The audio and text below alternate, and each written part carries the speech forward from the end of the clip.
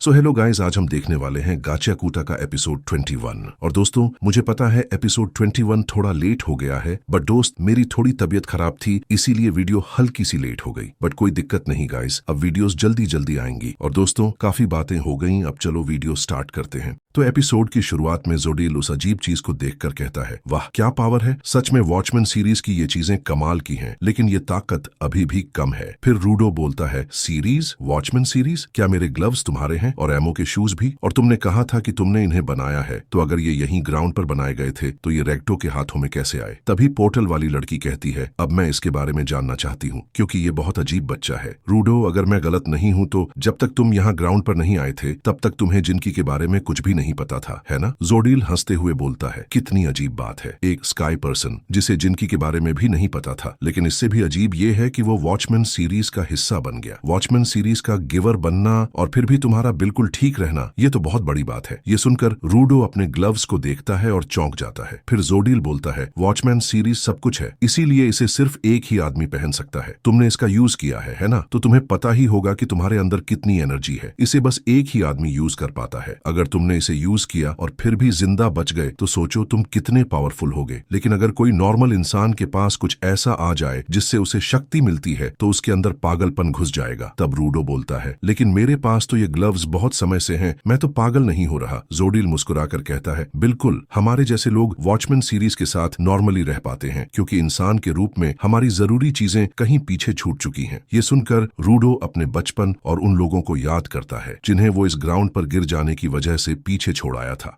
फिर रूडो को उदास देखकर जोडील बोलता है, तुम क्यों उदास हो रहे हो? उन चीजों को पीछे छोड़ने की वजह से ही तो हमें इस पावर का यूज करने का मौका मिला है। मुझे यकीन है कि तुम इस बात में इंटरेस्टेड होगे कि तुम वॉचमैन सीरीज को इतनी आसानी से यूज कर पा रहे हो। लेकिन सोचो, क्या होगा अगर किसी ने वॉचमैन सीरीज की सभी चीजें एक साथ पहन ली? मेरे मिशन के लिए हमें ये जानना बहुत जरूरी है। हमें ये एक्सपेरिमेंट करना ही चाहिए। इसके बाद हमें जोडील का पास्ट दिखाया जाता है। वह एक लॉकेट जैसी चीज को कचरे में फेंक देता है और कहता है, इस एक्सपेरिमेंट के इंश्योरेंस के रूप में मैंने कुछ नकली चीजें बनाई थी, लेकिन वो तरीका फेल हो गया। पर कहते हैं ना, जितने से पहले हारना जरूरी होता है। मेरी फेल हुई वॉचमैन सीरीज से ये कोर बना, और इससे भी बढ़कर इस कार के डेवलपमेंट के रूप में ये जिनकी से इवॉल्व होने लगे, जिससे वो ट्रैश बीस्ट्स बनने लगे। ये कोर मेरे सारे एक्सपेरिमेंट्स का नतीजा है, लेकिन तुम्हारे दोस्त मेरे रास्ते में हैं। अब तुम सबकी वजह से ही हम तुम्हारे घर यानी हेवन को नीचे गिरा देंगे। ये कहते हुए जोडील कोर के अंदर चला जाता है और बाहर एक बड़ा ब्लास्ट होता है। फिर हम बाहर के उस बीस्ट को देखते हैं जो कि अब ज्यादा बड़ा और खतरनाक दिखने लगता है, और बाकी के ट्रैश बीस्ट से अलग भी। तभी रूडो गुस्से से बोलता है, बिल्कुल नहीं, और तुमने कहा था कि हम उड़ने वाले हैं, उसका क्या मतलब था? जोडील जवाब देता है, अभी हम एक ट्रैश बीस्ट पर हैं और ये आसानी से सीमा पार कर सकता है, और अब तक तो तुम्हें पता चल ही गया होगा कि कौन जिंदा है और कौन मर गया। अब न मौसम और न कोई और कुछ कर पाएगा, क्योंकि एक बड़ा कचरे का तूफान आ रहा है। फिर हम गीटा को देखते हैं, जो वही छुपकर रूडो और जोडील की बातें सुन रहा होता है। जोडील की अभी वाली बात सुनकर वह मन ही मन सोचता है, हम एक ट्रैश बीस्ट पर हैं जो सीमा पार कर सकता है, मतलब हम सचमुच ट्रैश बीस्ट पर हैं। फिर वह बाहर निकल आता है और खुशी से चिल्लाता है, अरे वाह क्या बात है, हम एक ट्रैश बीस्ट पर हैं। तुम सीरियसली बोल रहे हो ना? तभी सबकी नजर उस पर पड़ती है। गीटा फिर से बोलता है, ठीक है, तो अब हम ट्रैश बीस्ट से लड़ने वाले हैं। रूडो गुस्से में उस पर चिल्लाता है, तुम यहाँ कब से छुपे हुए थे? फिर सीन इंजन पर शिफ्ट होता है। वहाँ जमीन हिलने लगती है और इंजन बोलता है, क्या यहाँ अर्थक्वेक आ रहा है? ओल्डस्टोल घबरा कर कहता है, बुरा, ये बहुत बुरा हो रहा है। अभी रुक जाओ सर जोडील, मैंने तो अभी फाइट शुरू भी नहीं की। इंजन हैरानी से पूछता है, क्या इस जमीन हिलने का कारण तुम्हारा बॉस है? लेकिन ओल्डस्टोल उसकी बात को नजरअंदाज कर देता है और चिल्लाते हुए कहता है, ठीक है, मैंने ही देर कर दी, डैम इट, मैं चाहता था कि तुम पहला अटैक करो। चलो, पर अब ये शांत हो ही गया। तभी इंजन वहां से जाने लगता है। ओल्डस्टोल उसे आवाज देकर रोकता है, अब तुम कहाँ जाने लगे? इंजन शांत स्वर में कहता है, यहाँ रहकर मुझे कोई फायदा नहीं हो रहा, इसलिए मैं अपने दोस्तों को ढूंढने जा रहा हूँ। ओल्डस्टोल घबरा कर कहता है, लेकिन अगर तुम यहाँ से चले गए तो मैं मुसीबत में पड़ जाऊंगा। मैं ऐसा इंसान हूँ जो अपने मन से कुछ नहीं कर सकता, इसलिए पहले तुम मुझ पर अटैक करो। इंजन गुस्से से जवाब देता है, बिल्कुल नहीं, जब तक मैं यहाँ से निकलने का रास्ता और अपने दोस्तों को नहीं ढूंढ लेता तब तक मेरा लड़ने का कोई मन नहीं है। ओल्डस्टोल अचानक जोर से चिल्लाता है, अगर तुम्हें बाहर जाना है तो अपनी जिंदगी का यूज करके यहाँ की दीवारें क्यों नहीं तोड़ देते? तुम अपनी जिंदगी से यहाँ की वॉल्स को तोड़ सकते हो, क्योंकि हम इस समय एक ट्रैश बीस्ट के अंदर हैं।